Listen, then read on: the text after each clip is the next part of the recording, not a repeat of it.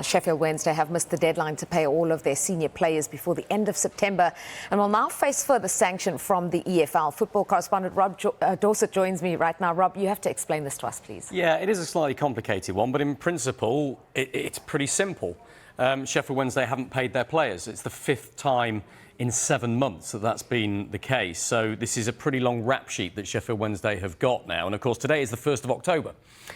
Whilst the wages are normally paid on Monday, just gone, the club had until midnight last night, in effect, to pay all of the first-team players or face further sanction for breaching the EFL's financial rules. And my understanding is that whilst a lot of the junior players have been paid on time, the youth players have all been paid, and some of the administrative staff at Hillsborough have been paid, the vast majority of the senior first-team players have still not been paid. So Sheffield Wednesday have missed that deadline to pay their players on time, and automatically they will now face sanction from the EFL. I reported yesterday that almost automatically means they will get a points deduction at some point in the future. Why? Well, because they have a pretty long rap sheet now of charges against them. As I say, 5 months out of 7, they've failed to pay the players on time. So whilst it's not the EFL that decide that punishment, that will be an independent commission's decision at some point in the future.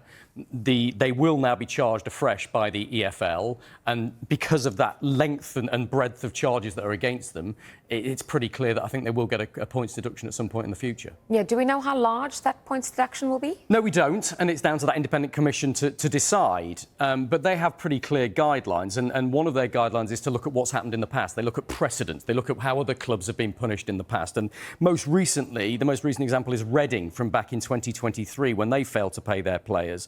The guidelines back then stated that they could face a 3-point deduction for each late payment breach. If you apply that to Sheffield Wednesday's case, that's a lot. That could be 15-point deduction. I don't think that's going to happen. And if you look at what happened with Reading, they ended up having 1 point deducted. Perhaps a better example is Wigan. They were docked 4 points twice by an independent disciplinary commission in 2023 for paying their players late in March and May of that year. They ended up starting the next season, 23-24, with an 8-point deduction. So Reading got a 1-point deduction. Wigan got an 8-point deduction. I think it's fair to assume that Sheffield Wednesday will be somewhere in between. But the Independent Commission takes all of the individual circumstances into account, which is why it's difficult to predict at this stage.